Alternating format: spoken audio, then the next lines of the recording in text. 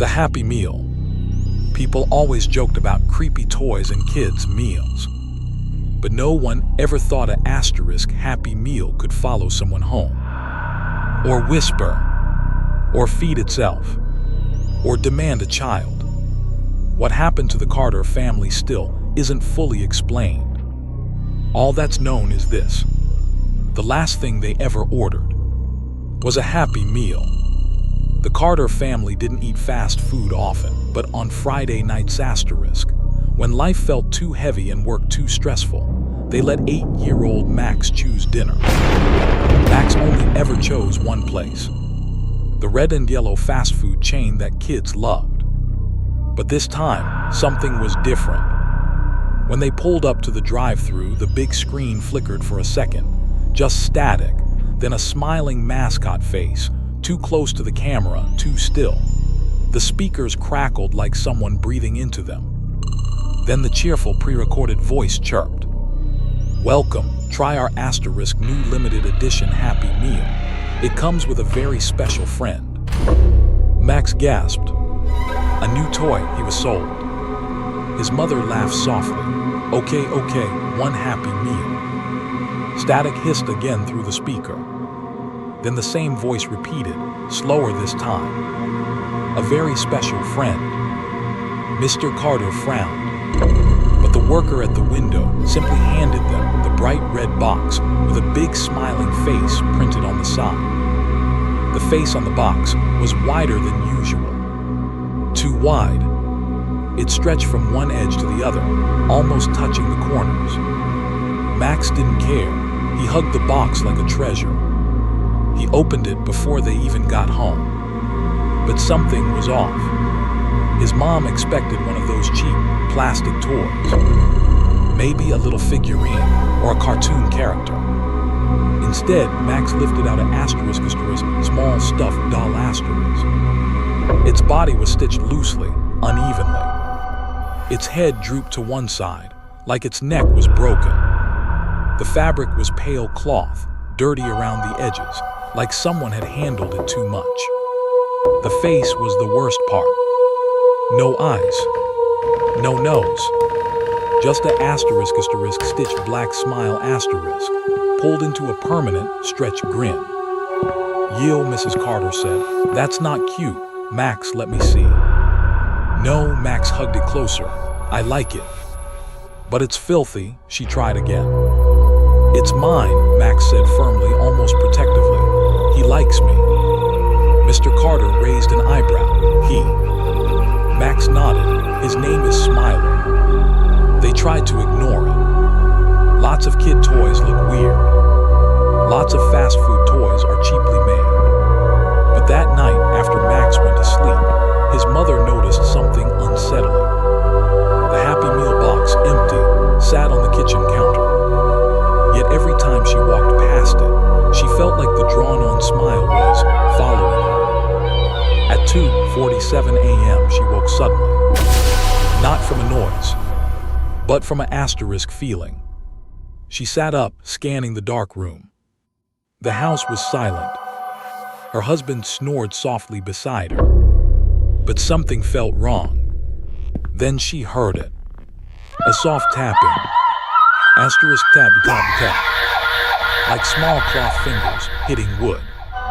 The sound came from down the hallway, near Max's room. She got up. Walking barefoot, every step felt heavier. The hallway seemed darker than usual. The shadows stretched long and thin like wet ink dripping off the walls. Max's door was open. He always slept with it half closed. "Max," she whispered. She peeked inside. He was sound asleep, but his hands were empty. The stuffed toy was not with him. Her stomach tightened. Slowly, she looked down at the floor. There it was. Smiler, sitting upright in the middle of the room, face tilted upward. Smile pointed right at her. Her breath hitched. She stepped forward to pick it up. But when she bent down, the stitched smile asterisk twitched. Just a little. Just enough that she jerked her hand away. Her heart pounded so hard she felt dizzy.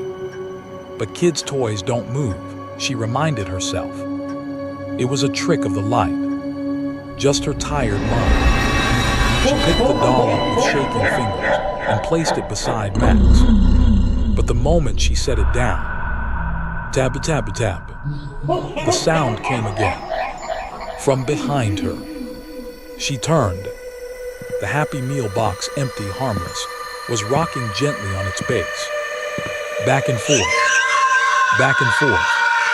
like something inside had just tried to climb out. Her voice came out cracked. No. She backed away. The box went still.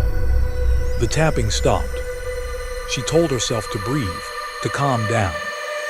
It was just exhaustion, stress, her mind playing tricks. She didn't mention it to her husband in the morning. Max didn't go to school. He woke up complaining of a stomachache, pale, tired, shivering. So his mom kept him home. He spent the morning on the couch, wrapped in a blanket, Smiler tucked under his arm. She watched him closely, too closely. Every time she looked at the toy, she felt like its stitched smile had gotten bigger. But maybe she was imagining it.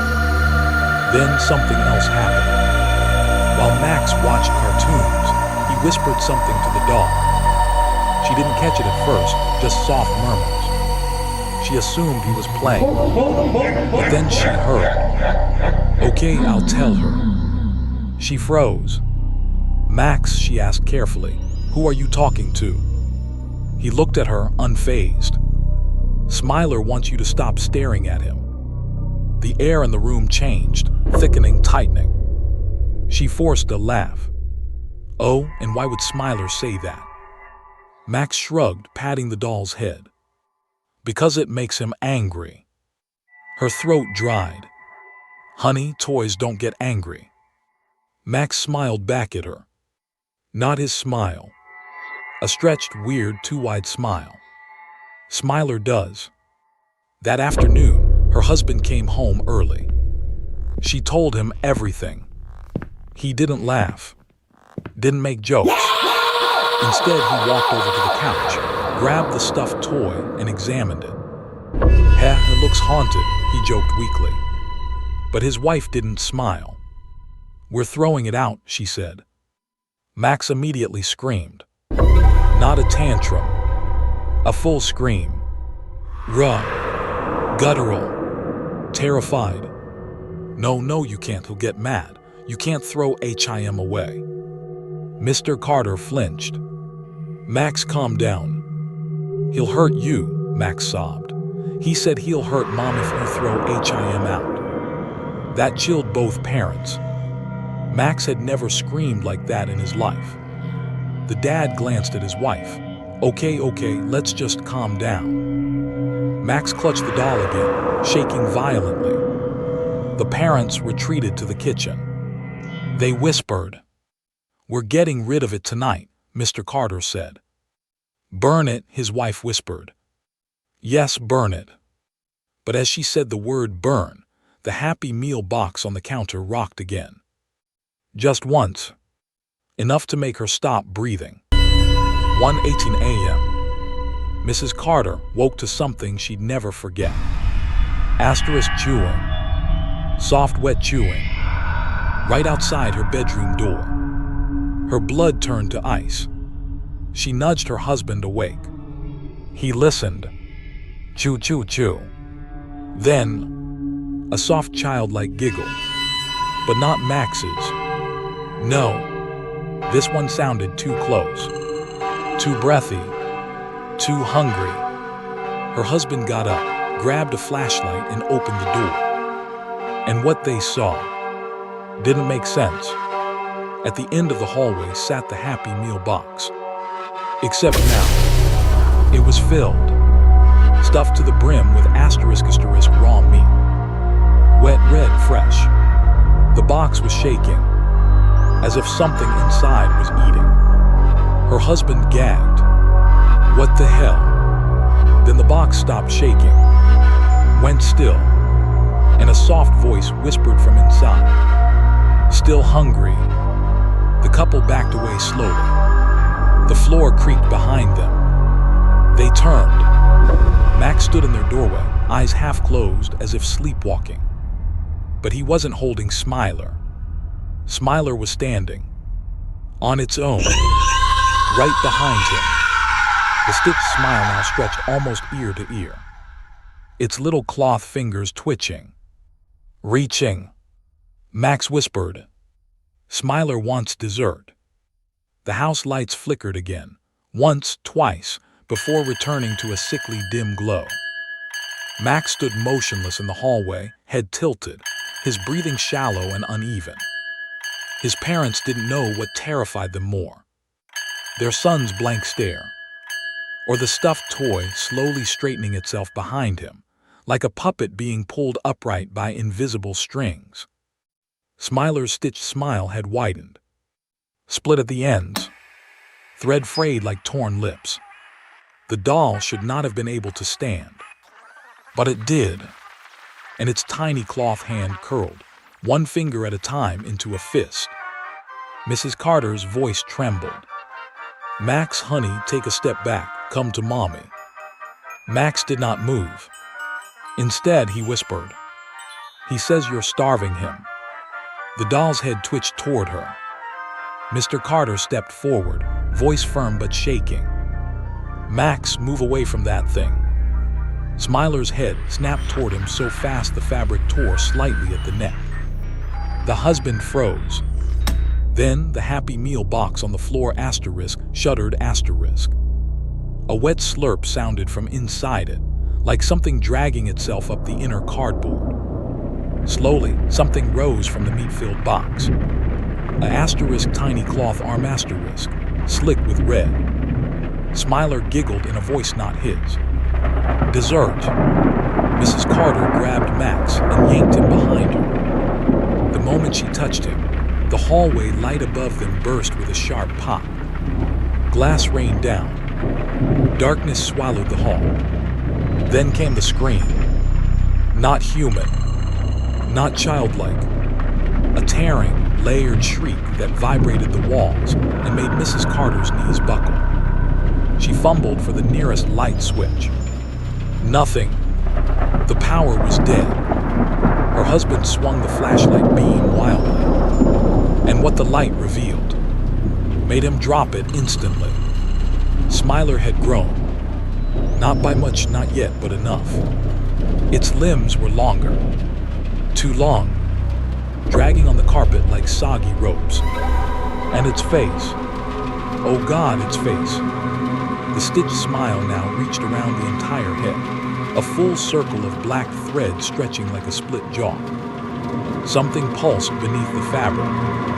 Something alive. The wet arm sticking from the Happy Meal box waved slowly at them, then retreated back inside like it was climbing deeper into a nest. Smiler took a step forward. A real step. The sound of fabric stretching, stuffing compressing, cloth dragging. Mrs. Carter screamed. Run! They sprinted for the stairs. Max was limp in his mother's arms, muttering something over and over. Don't run, don't run, don't run, he hates that. Behind them, soft thumping footsteps grew louder. Thumping, squishing, thumping. Halfway up the stairs, something grabbed Mrs. Carter's ankle. Not a hand. An asterisk cloth finger, as long as a broom handle. She kicked wildly. It didn't let go. It dragged her down 2 steps before her husband lunged, grabbing her wrists and pulling her up with every ounce of strength he had. The fabric finger tore away from the doll's arm and fell to the floor. But even severed, the cloth finger writhed like a worm. They reached the top of the stairs. Slamming the bedroom door behind them, Mr. Carter shoved a dresser against it. Something heavy slammed into the other side. The entire door shook. Max whispered, "You made him angry." They turned and froze.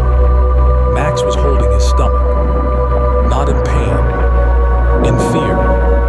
He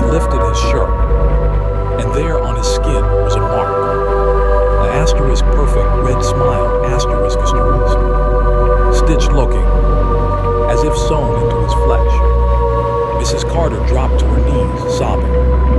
"Oh God, Max, what did it do to you?" Max looked up at her with tears filling his eyes. He said I'm his toy." The door rattled violently. The thing outside laughed. A small, childish giggle layered with something deeper, older. Max curled into his mother's lap, trembling. He said, "Your dessert." Mr. Carter moved them into the master bathroom, the only room without accessible vents. He locked the door and barricaded it with anything he could lift. The house creaked as the thing wandered. Heavy footsteps, wet dragging sounds, the crackle of cardboard, the slosh of something inside the box being stirred. Every so often, something tapped the bathroom door gently, like knuckles. Tap, tap, tap. Then in a muffled voice, high-pitched and cheerful, "Your happy meal is ready." Max whimpered. Mrs. Carter hugged him tight. Hours passed, until the tapping stopped. Silence. Total silence. They waited. And then, a sound came from the drain. Giggle. A fabric hand, long jointed wrong, slipped through the metal grate, feeling around blindly. Mrs. Carter shrieked. Mr. Carter grabbed a curling iron and smashed the hand repeatedly, until it fell back down the drain, twitching. But then something spoke through the drain. In Max's own voice. "Mom, Dad, help me, it's dark, I'm stuck." Max's real body clutched his ears and screamed. "Don't listen, that's not me." The voice inside the drain laughed. Just before dawn, the noises in the house went quiet. No footsteps, no giggling, no dragging. The Carters waited until the sun rose, trembling. Mr. Carter cracked the bathroom door open. Silence. They stepped into the hallway cautiously. What they found didn't make sense.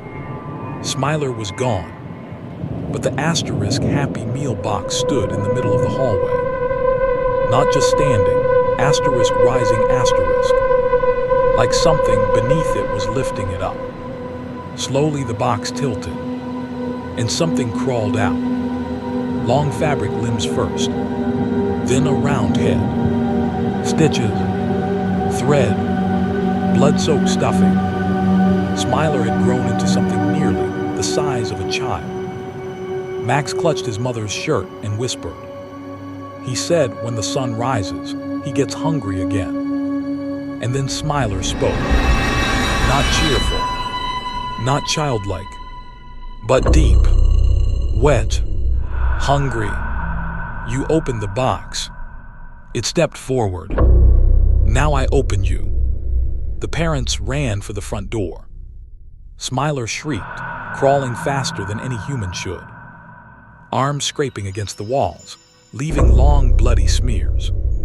Mr. Carter threw open the door and froze.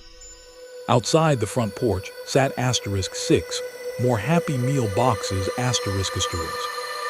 All smiling, all neatly arranged, all quietly shaking, as if something inside each was clawing to get out.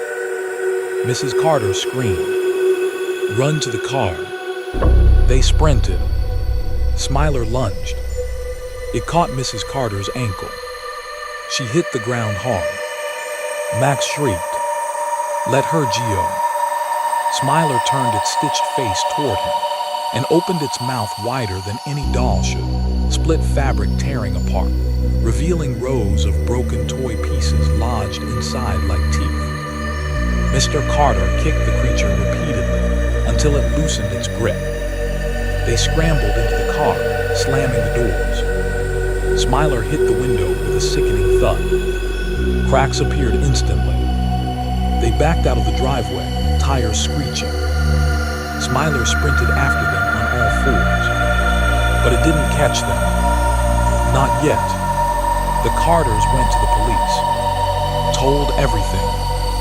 The officer blinked at them slowly, clearly thinking they were insane. He asked, So you're reporting a dangerous children's toy. Mr. Carter slammed his hands against the desk. That thing tried to kill us. But the officer simply asked, "Do you have proof?" Max lifted his shirt, showing the stitched red smile burned into his skin. The officer froze. He swallowed hard, then said quietly, "I've seen that before." The room went silent. "What?" Mrs. Carter whispered. The officer locked the office door and lowered his voice. "You didn't get an asterisk toy asterisk, not a normal one. Some Happy Meals come with something else." The Carters stared in horror. The officer continued, "We've gotten calls before, reports of dolls that move, that grow, that feed from certain franchises." Mrs. Carter whispered, "What are they?" The officer shook his head. "No one knows. The stores claim they never stocked them. The employees say they never handed them out. They just appear."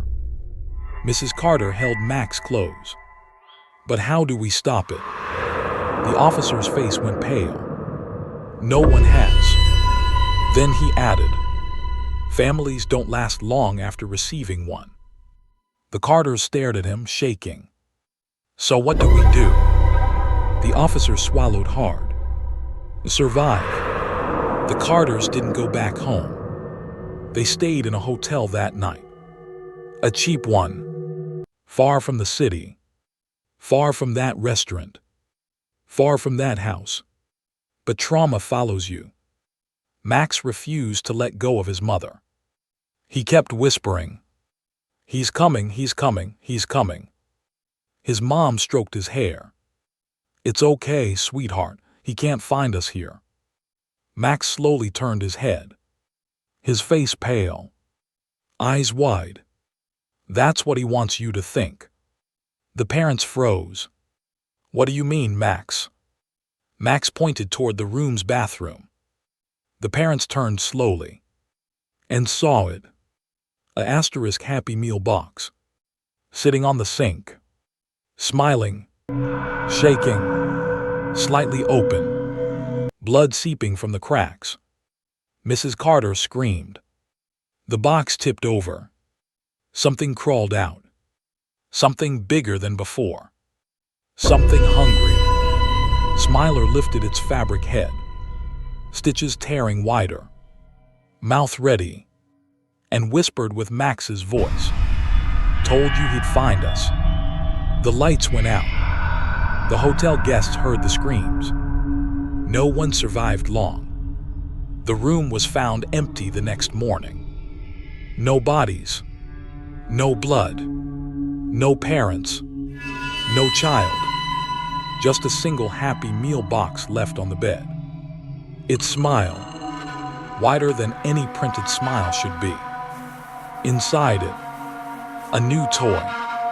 A brand new doll. Small, pale, stuffed, with Max's face stitched into it. And where his mouth should be, a black endless smile.